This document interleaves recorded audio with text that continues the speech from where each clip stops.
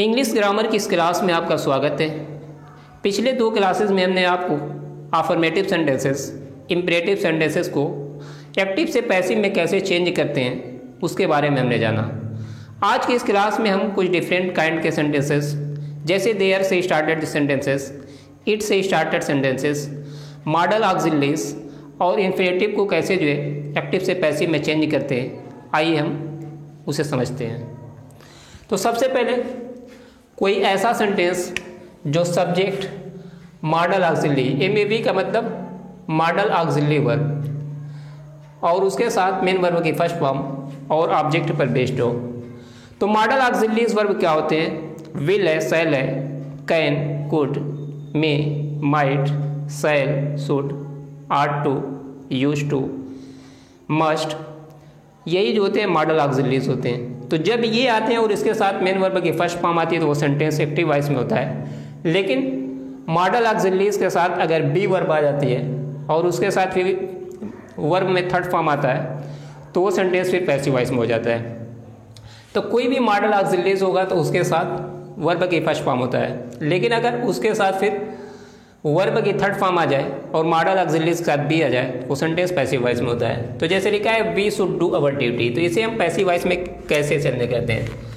तो passive voice में हम इसे चेंज करेंगे तो अवर ड्यूटी, ये क्या है हमारा?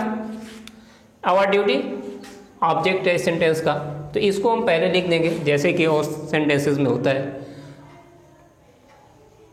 तो अवर ड्यूटी और शुड, तो मॉडल ऑक्सिलरीज जो वर्ब होते हैं उसमें कोई चेंजिंग नहीं होती, यानी कि जो मॉडल ऑक्सिलरीज है वही लिखा जाता है। तो शुड हो जाएगा और उसके साथ फिर बी हो जाएगा और फिर मेन वर्ब की थर्ड फॉर्म। तो मेन वर्ब क्या है? डू है तो डन हो जाएगा। फिर बाय करके ऑब्जेक्ट लिख देंगे, तो ऑब्जेक्ट इसका क्या है? वी, तो वी ऑब्जेक्ट में होगा तो फिर उसका वो अस हो जाएगा। तो इस तरह से our duty should be done by us, ये पैसिव वॉइस हो गया। यहाँ पे शुड की जगह अगर मस्ट हो गया, अगर शुड की जगह शैल हो गया, विल हो गया, कैन हो गया, कुड हो गया, कोई भी हो गया तो बस बाकी सारी चीज़ें वही रहेगी, सिर्फ ऑक्सिलरी वर्ब चेंज हो जाएगा। नेक्स्ट है subject plus be verb. Be verb का मतलब, बी वर्ब जो यहाँ पर हमने लिखा इसका मतलब is, am, are, was, were. Have verb का मतलब हैज, हैव और हैड, यानी इसमें से अगर कोई आता है और उसके साथ इन्फिनेटिव आता है। इन्फिनेटिव क्या होता है? इन्फिनेटिव का मतलब है टू प्लस बी वन, यानी कि अगर वर्ब की फर्स्ट फॉर्म से पहले टू आता है तो वो इन्फिनेटिव होता है और उसके साथ अगर ऑब्जेक्ट होता है तो उस सेंटेंस को हम कैसे पैसिव में चेंज करेंगे? तो लिखा है सी इज टू कुक फूड, इसका मतलब कि उसे खाना बनाना है। तो इसको जब पैसिव वॉइस में चेंज करेंगे तो क्या हो जाएगा? सी इज टू कुक फूड, तो पहले ऑब्जेक्ट को सब्जेक्ट बना देंगे तो फूड हो जाएगा, उसके बाद इज हो जाएगा, उसके बाद क्या हो जाएगा? टू हो जाएगा, उसके बाद क्या हो जाएगा? बी हो जाएगा, फूड इज टू बी और उसके साथ फिर क्या हो जाएगा? वर्ब की third form.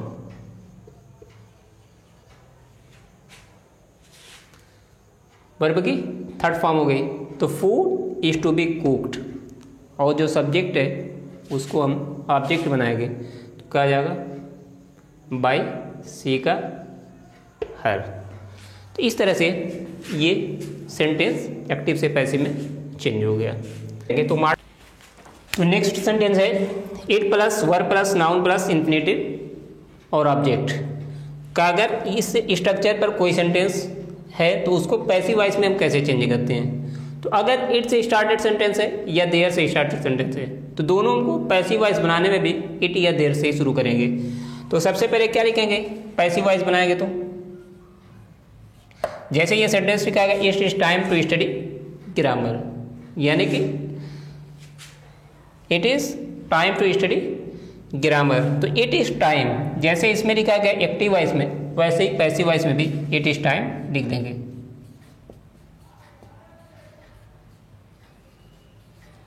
It is time. उसके बाद हमें क्या लिखना है, फॉर का यूज़ करना है। फॉर के बाद ऑब्जेक्ट लिखना है, it is time for. Object क्या है इसका, ग्रामर है। It is time for grammar. अब इसके बाद हमें लिखना है टू बी। अब उसके बाद मेन वर्ब की थर्ड फॉर्म, और मेन वर्ब की थर्ड फॉर्म क्या, स्टडी। स्टडी का third form studied. It is time for grammar to be studied. तो इस तरह का कोई भी सेंटेंस इट से स्टार्ट होकर अगर शुरू होता है तो उसको इस तरह से यूज़ करेंगे, इट इज टाइम, उसके बाद फॉर, उसके बाद ऑब्जेक्ट का यूज़ करेंगे, फिर उस मेन वर्ब की थर्ड फॉर्म टू बी उसके पहले यूज़ करेंगे।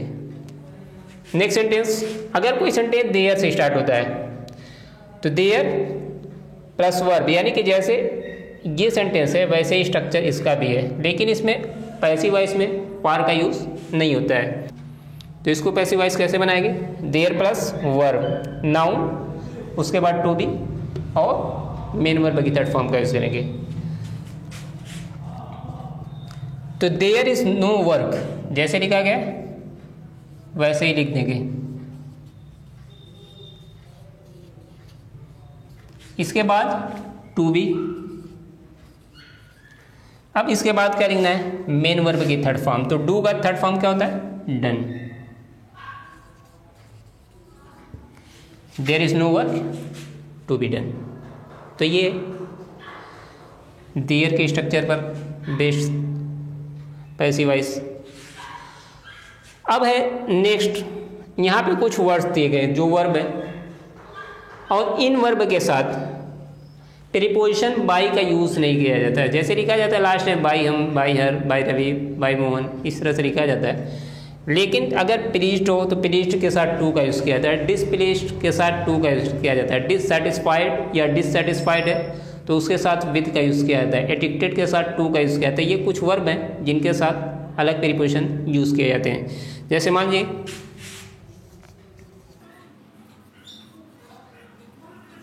लिखा है सी नोज मी, अगर इसका हमें पैसिव वॉइस बनाना है तो लिखेंगे आई। उसके बाद ये सेंटेंस प्रेजेंट इंडेफिनिट है, am, I am known, verb की थर्ड फॉर्म, और नोन के साथ क्या होता है, अब बाई सीन, बाई हर नहीं लिखेंगे, क्या लिखेंगे, टू हर। तो नोन के साथ टू का यूज़ करेंगे। मान लीजिए लिखा गया ही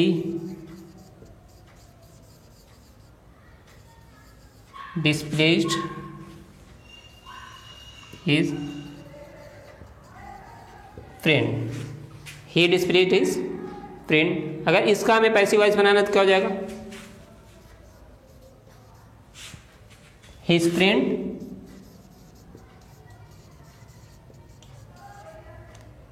ये पास्ट इंडेफिनिट है, was displeased, उसके बाद टू हिम।